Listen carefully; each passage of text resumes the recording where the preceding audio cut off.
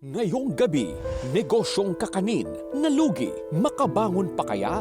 Dancer, nagkasakit sa baga. Paano na ang kanilang dance group? Libreng pagkain para sa mga frontliners. Alamin kung saan. Plus, pakinggan ang kwento ng prodigal daughter at prodigal wife. Tutukan ang kanilang kwento sa Muli Tayong Babangon. Tampok sa The 700 Club Asia.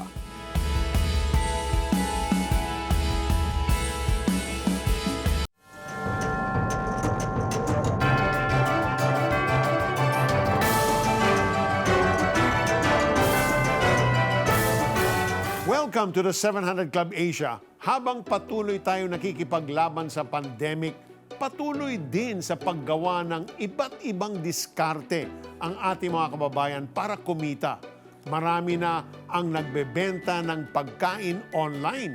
Yung iba naman, Felici, nagpalit ng trabaho dahil nagsara yung kanilang company o yung pinapasukan nila. Kung dating chef ngayon sa restaurant, ngayon, cook na sa bahay, nagluluto siya, nagbebenta ng online. Oo nga. Yung iba naman, nagpalit ng negosyo para lang may pagkakakitaan. Halimbawa na dyan, yung dating may hardware store. Ngayon, halaman na at saka gardening tools ang binibenta. Sa ngalan ng pamilya, lahat talaga ay gagawin. Ito ay patunay na nawalan man ng trabaho o nalugi ang negosyo, babangon at babangon pa rin tayo. Yan ang Pinoy, madiskarte at matatag sa tulong ng ating Panginoon. Amen. Sa una nating kwento, madiskarte rin ang mag-asawang ito. Kaya pinasok nila ang kakanin business. Pero ang tanong, magiging matatag kaya ang kanilang negosyo? Alamin natin. Kasama ang kanyang asawa, nagsimula si Melchor ng negosyong pagtitinda ng kakanin na naging malaking tulong para sa kanyang pamilya. Sinikap ko talagang gawing araw ang gabi sa paghahanap buhay. May mga tindera ako sa palengke. Ako yung nagbibigay sa kanila ng paninda. Binibili ko dito sa Binyan, namumuhunan ako. Pagdating ko roon, binibigay ko sa kanila, sila na nagtitinda. Lumipas ang ilang taon, kasing siksik man ng malagkit na kakanin ang kanyang pangarap, unti-unti itong bumagsak. Dumating yung time na yung mga tindera ko hindi na rin nagbayad sa akin. Sabay-sibay silang hindi nagbayad. Sabi nila wala raw benta. Sa gitna ng kanyang sitwasyong dinaranas ay ang pagbisita ng isang pastor sa kanilang tahanan. Nung makarinig ako ng salita ng Diyos, actually hindi ko naintindihan yun eh. Pinupunta na ako lagi ni Ramon. Sinisira niya ako ng word of God. Hanggang sa tinapat ko siya, sabi ko, Ramon, kahit anong gawin mo, hindi mo ako madadala. Sabi niya sa akin, ibigyan na lang kita ng Bible. Basahin mo ito pag may pagkakataon ka. Isang mabigat na katotohanan ang kinaharap ni Melchor nang tuluyan ng bumagsak ang negosyong kanyang ipinundar. Pabayaan ko na yung mga negosyo. Hanggang sa ang naging hanap buhay ko, ako na mismo yung naglalako. Dumagdag pa sa kanilang suliranin ang paglipat nila sa maliit na tahanan na ipinagtataka na ng kaibigan nila. Talagang, siyempre, masakit.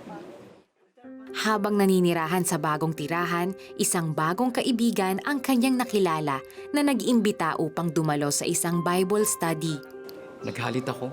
Sabi ko, yung Bible study ninyo, diyan nasira ulo ko. Yan ka kung salita ng Diyos mo, yan ang nagpagulo sa utak ko. Hindi man maintindihan ni Melchor ang mga pangyayari sa kanyang buhay, ay pumunta pa rin siya sa pag-anyaya ng kanyang kaibigan. Habang nakikinig sa nagsasalita, isang bagay ang kanyang ipinagtataka. Habang nagtuturo siya, malakas ang boses niya eh. Bakit parang lahat tama sa akin? Parang lahat pumatama sa akin. Parang nagkakaroon ako ng kapayapaan at parang nagiging interesado ako sa sinasabi niya. Kaya nung sabihin niya ng bandang huli, sabi niya yung binasa niya yung 11:28 ng Mateo. Sabi, sino ang gustong tumanggap sa Panginoon? Tumayo ako. Tumayo po ako sa time na yun. Kasi tumatak sa isip ko, sabi ko, ito yung hinahanap ko. Ito na yun. Mula nung araw na yun, patuloy na ako. Mula sa pagkakaroon ng negosyong kakanin, mas naintindihan ni Melchor na ang kanyang hinahanap-hanap sa buhay ay si Jesus lamang. Dahil na rin sa pagmamahal na kanyang naranasan, ay tinanggap niya ang panawagan ng Diyos na maging pastor at counselor sa Police Task Force. Pagmamahal sa tao, member man o hindi. Siguro ako ito na tinatawag ng pastor's heart. Na hindi ako nagpapastor sa kanila dahil gusto ko o dahil may gusto ko. Kundi Yung mahal ko sila. You know what Melchor was saying to the pastor, no matter what he does, di ako sasama sa church or hindi niya naiintindihan yung sinishare ng pastor. But you know, the God is so good and merciful and a relentless suitor na hindi siya pinabayaan ni Lord. Yes. So wherever he transferred, even in that small home, God sent someone to bring His word still. The mercy of God is amazing. At saka nakikita dito yung kahit gaano katigas yung puso, diba, napapalambot ni Lord. Amen. Diba? From hearts of stone to Yes. hearts of flesh. That's diba? so true. Anumang pinagdadaanan nyo ngayon, sa anumang hinaharap nyo ngayon, subukan nyo ang Panginoon. Because He is the promise keeper. Sabi niya, kapag inunan nyo siya, when you seek Him first, all these things shall be added unto you. Tayo manalangin. Panginoon, maraming salamat sa ginawa mo sa buhay ni Melchor. Hindi ka nagsawa. Ulit-ulit mo siyang hinabol. Lord, alam ko, matagal na akong umaayaw sa inyo. Pero ngayon, pagod na ako, Panginoon. At nagpapasalamat ako na your love is makulit, Lord, and that you really want me to have a relationship with you. Lord, patawarin niyo ako sa aking mga kasalanan, sa mga nagawa ko, nasabi ko, naisip ko, na hindi kalugod-lugod sa inyo. Patawarin niyo po ako, Panginoon, at nagpapasalamat ako na kayo po ay dumating para pagbayaran ang lahat ng aking kasalanan sa krus. Thank you, Father God, for the gift of a new life because of your Son, Jesus. Isinusuko ko ang buhay ko sa inyo ngayon, Lord. Kayo na po ang aking Panginoon at tagapagligtas. Baguhin niyo po ako at punuin niyo ang lahat, Lord. All the gaps in my life, Lord. Fill me, Lord, with your Holy Spirit and lead me in the way that pleases you. This I pray in Jesus' name. Amen. Amen. Amen. Amen.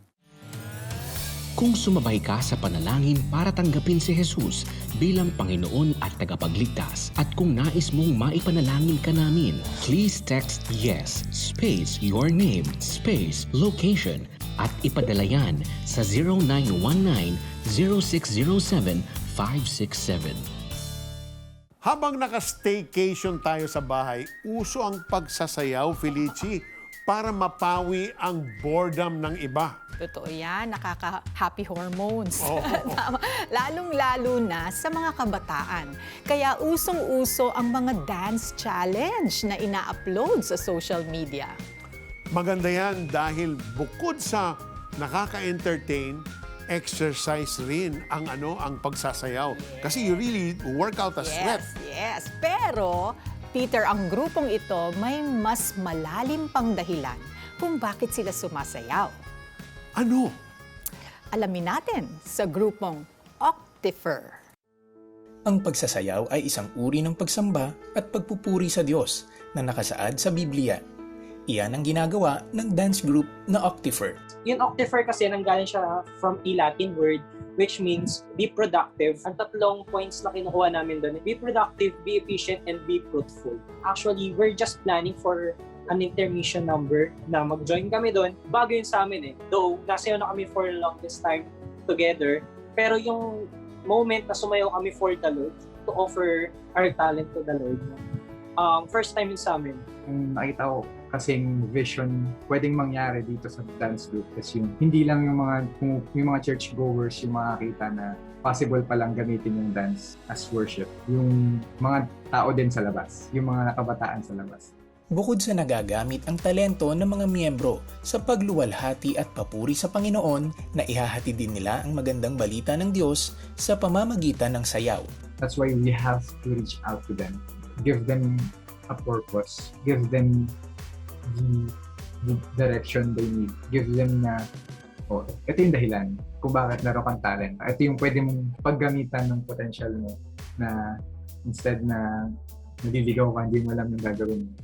Then, Do it for the Lord. Ang bawat miyembro ay may kanya-kanya ring kwento. When I was young, nung teenager pa po ako, I find my happiness through other people. Either friends or pag pasok po sa mga maling relasyon po, hindi ko po alam na sa Lord lang po talaga makakahanap ng genuine na joy po sa buhay. Kaya po nagpapasalamat po ako kasi kung hindi ko po natagpuan yung pagsasayaw, kahit hindi pa man po sa mga Christian dance group po, kasi po, yun na po yung ginamit na instrumento ng Panginoon po. He protect me from the pain of relationship po. I'm so thankful that the Lord found me and then that the Lord used dancing to save my life from the death po, from the eternal death. Dati kasi, naoperahan po kasi ako sa baga. So, may sakit ako sa baga and nakadalawang operation ako sa baga ko. So, yun yung pinaka lowest point and at the same time, pinaka-fearful moment ko sa buhay ko kasi ayun nga, 50-50, ganun.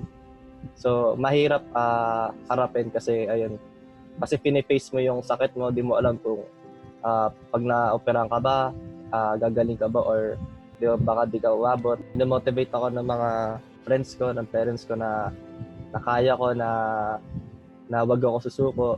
Every day, nagpipray ako na, Lord, kailangan ko ma-surpass tong challenge ito. Alam kong may rason kung bakit ito nangyayari. So, ayun. Tsaka tiwala lang din kay Lord na alam kong I will make it through. So, whatever happens, alam kong matatapos yung problema. Thank God that gumaling ako and ayun, still strong pa rin and healthy pa rin ngayon. Noong September 2019, nakapag-upload na sila ng kanilang unang video dance cover ng isang Christian song sa kanilang Facebook page.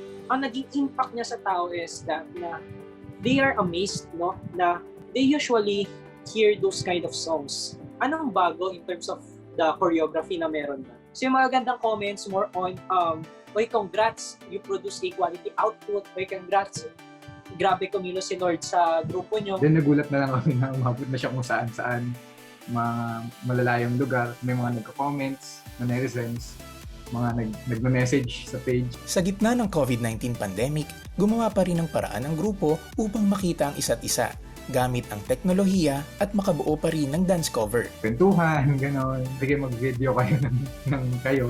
Then edit natin, magsama-samahin natin. Sa mga siguro natulong na is, alam ko na they always have my back pag may problema ako.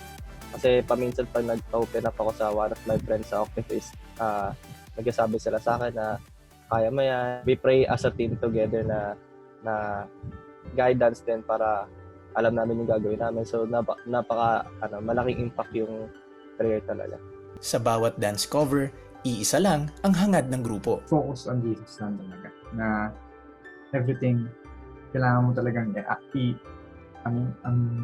i-anchor sa Kanya. Patuloy po nilang makita sa buhay po ng bawat isa po sa amin na member po ng grupo kung paano po kumilos si Lord. Kung ano po yung binigay po ng Lord sa amin na wishes ng pagsasayaw is ginagamit po namin para papurihan po namin siya. As much as I can, lagi ko sinasabi, as much as nagagalaw ko yung katawan ko, kahit nahihirapan ako, itutuloy ko siya. Kasi nakikita ko na hindi lang yung buhay ko yung binabago ng pagsasayaw na binigay sa akin ni Lord, pati yung buhay ng ibang tao. Wow.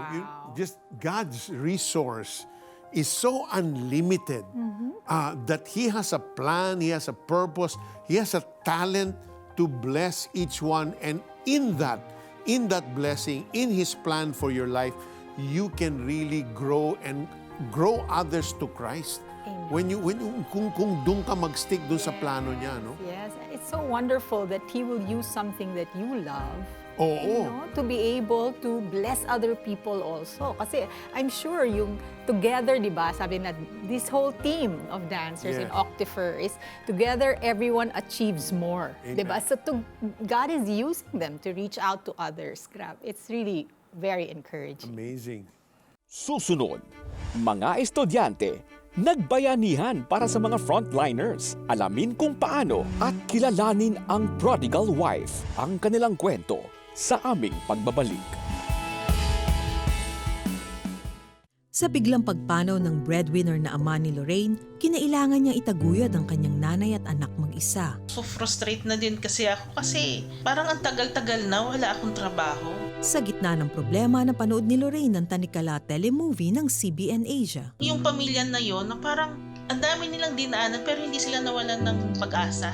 Doon ko na-realize na madami palang natutulungan yung Operation Blessing. Kahit maliit na income lang sa akin na pumapasok, ibinibigay ko muna yung 1.5 sa Operation Blessing. Di nagtagal natanggap si Lorraine sa trabaho at nakapagsimula rin ng online business. Finally, dininig ni Lord yung panalangin ko. Tulad ni Lorraine, gusto mo rin bang maging bahagi ng mga proyekto ng CBN Asia? Be a CBN Asia partner today. When you give 1,000 pesos, you will receive exclusive online access to CBN's documentary, Whose Land Is It? Call now and give. Helping others through CBN Asia is as easy as ABCD. Give through A. Accredited Remittance Center of M. Luwilier and RD Pawn Shop or iRemit Abroad.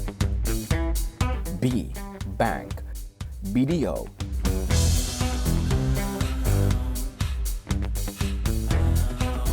BPI.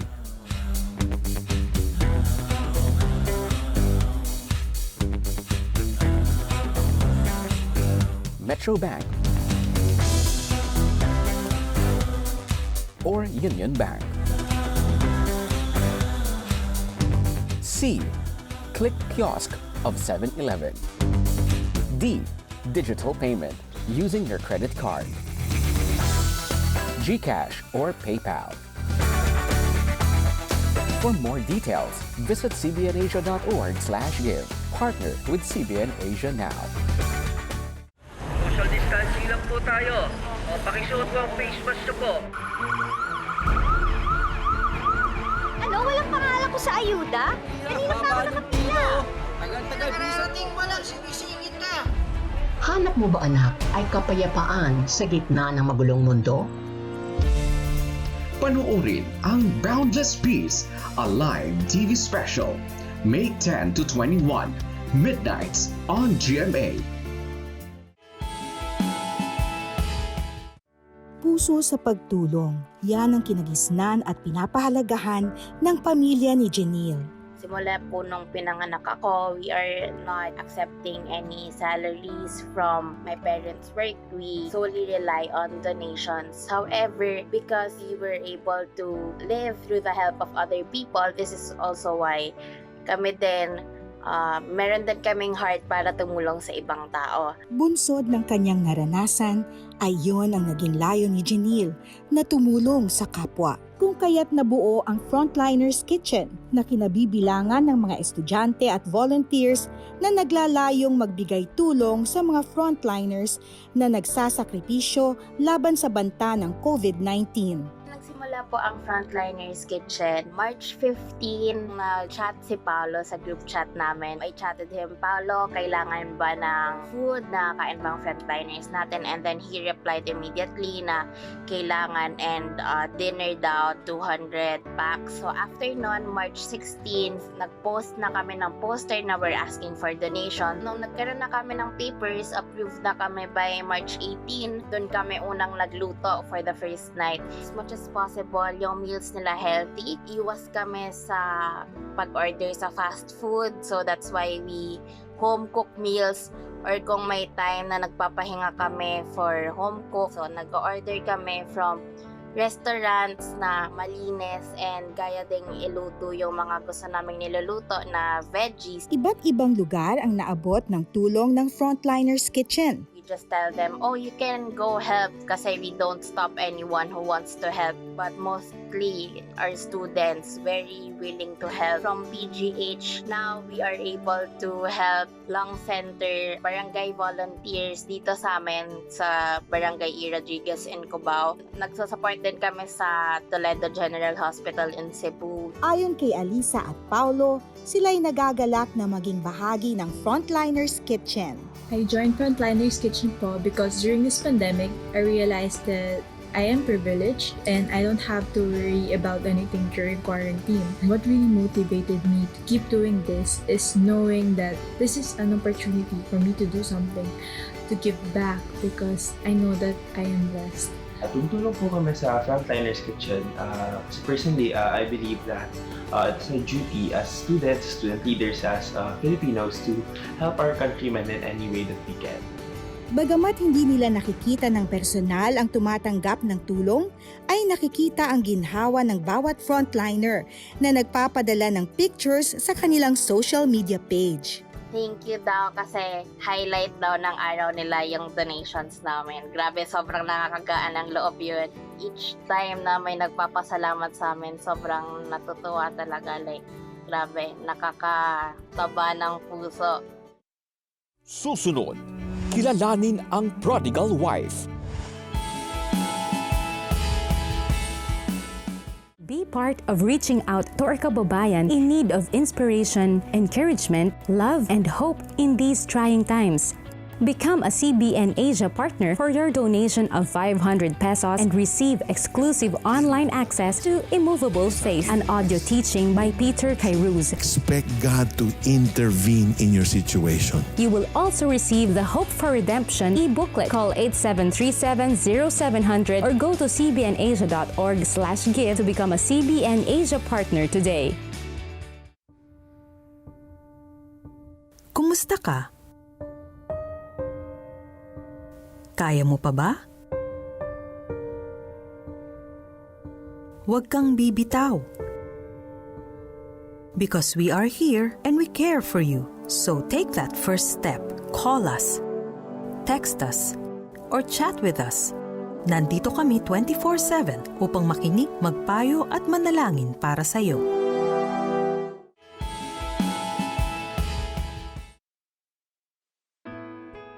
Ang disiplina ay isang paraan ng magulang upang ituwid ang pagkakamali ng anak at ipaalala ang kanyang limitasyon. Ngunit para kay Angeline, ang pagdidisiplina ay isang paghihigpit. Nagkaroon ako ng question na bakit hindi ko maintindihan yung mga parents ko. Christian sila eh. Bakit yung parents ng mga friends ko, yung mga klase ko, ang cool nila. Pero ako, bakit hindi ko magawa yung gusto ko? Binakuran ng galit ang puso ni Angeline. Upang makawala, naglayas siya mula sa tirahan at nakipagrelasyon sa iba't ibang lalaki. Isa ako dun sa mga sakit nila sa ulo. Hindi pumapasok, nagkakating classes. O kasi pag nagre-rebelde ka, feeling mo may punto ka na gusto mong i-voice out eh. Na feeling mo tama kay. Ang sugat sa puso na resulta ng galit ay nanatiling sariwa hanggang sa kanyang pag-aasawa. Dahil sa madalas nilang pag-aaway, muling naglaya si Angeline. Isang gabi, nangusap ang Diyos sa kanya sa pamamagitan ng The 700 Club Asia. Nakatulong ang programang iyon upang ipaalala kay Angeline na idulog sa panalangin ang nagusot niyang relasyon sa asawa pati na sa sariling ina. Isa kasi yung 700 Club na nagpakita talaga sa akin na yung prayer, totoo siya. Sa patuloy na pananalangin, unti-unting binasag ng Diyos ang kanyang puso para magpakumbaba at mapakinggan ang utos ng Panginoon. Naramdaman ko na ang leading sa akin ng Lord umuwi. Tapos sabi ng Lord sa akin, akong bahala. Basta sumunod ka lang sa akin. Tapos doon, unti-unti pinakita ni Lord sa akin na, anak, namatay na ako sa iyo sa cross eh. Sumunod si Angeline sa Diyos nang makipag-ayos siya sa asawa, bagay na nagbunga ng pagpapatawad at mas matamis na pagsasama. Ang panalangin din ang naging daan upang maalis ang lamat sa relasyon nilang mag-ina. Ngayong isa na rin siyang ina sa 2 anak, mas naunawaan ni Angeline ang sakripisyo ng isang magulang at ang halaga ng disiplina. Naiintindihan ko na ang pagdidisiplina sa anak hindi siya ganun kadali. Na kailangan ko talaga ng guidance ng Holy Spirit, tsaka ng wisdom na nanggagaling sa Kanya para matrain ko yung mga anak ko sa tamang paraan. So masarap yung feeling na naka-envelope ka dun sa will ni Lord. Kasi hindi ko naman masasabing perfect yung buhay ko eh. Wala mang perfect na buhay eh. Pero masasabi ko masaya siya kasi merong assurance na binibigay sa'yo si Lord na may bukas na maganda pagising mo the following day. Talagang the Lord being in the center of your home really makes a wonderful difference, diba? And gives you wisdom on how to relate with others and with your children. And wonderful, what happened to her is that the Lord really changed her first before reuniting her with her husband and her mother. That's so true, because the moment we allow God to work in our hearts, then all other relationships that we had in the past that are broken or nagkaroon ka ng away o galit o hurt, aayusin ni Lord yun. Kasi right na yung puso natin, di ba? It's right before God. That's true. And that's so important. The Bible tells us to honor our father and mother so that we will live long, all will go well with us in the land the Lord your God is giving you. Yung honoring is actually for the benefit of the children because you get to have the promise that God says He will give you a long life and all areas of your life will go well for you. So if you're watching right now at meron kang galit, you have an issue with your parents, you've been hurt before and you're still holding that in your heart, it's time to let it go. It's time to offer it to God and allow Him to do a work inside of you and set you free and to be able to cause you to go now to your parents, humble yourself and ask for forgiveness that you may inherit that blessing from the Lord. Let's pray. Heavenly Father, in the name of Jesus, Lord, I pray for all the children, all the parents that are out there right now and they are hurting.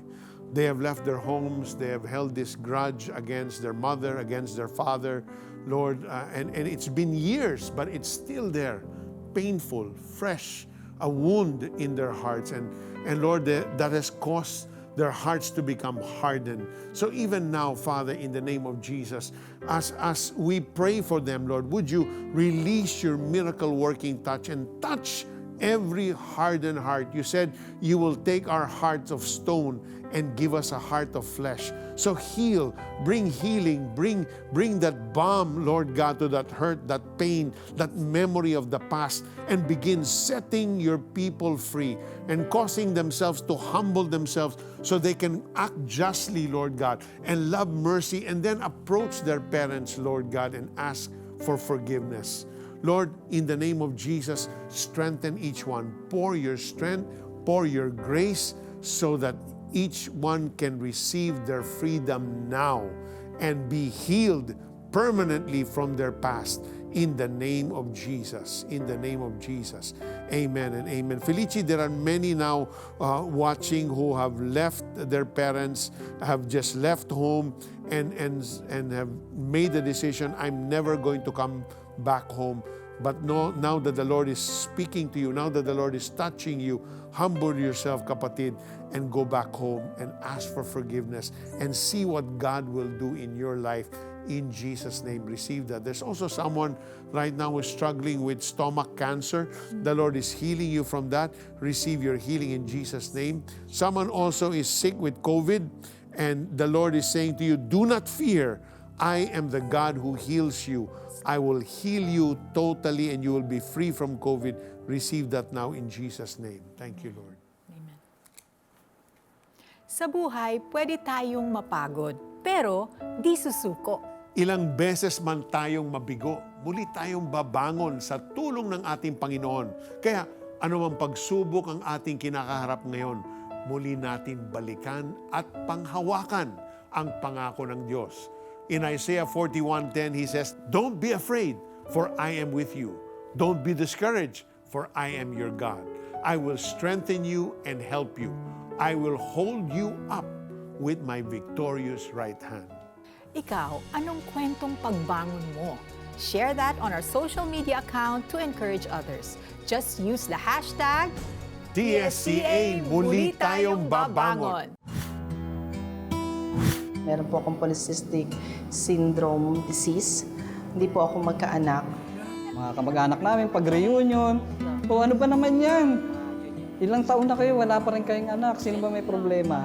Minsan ba dahil sa hirap ng pinagdadaanan mong pagsubok ay sinumbatan mo ang Panginoon? Ganyan rin ang nangyari kay Bing. kung bakit ay malalaman natin sa kanya.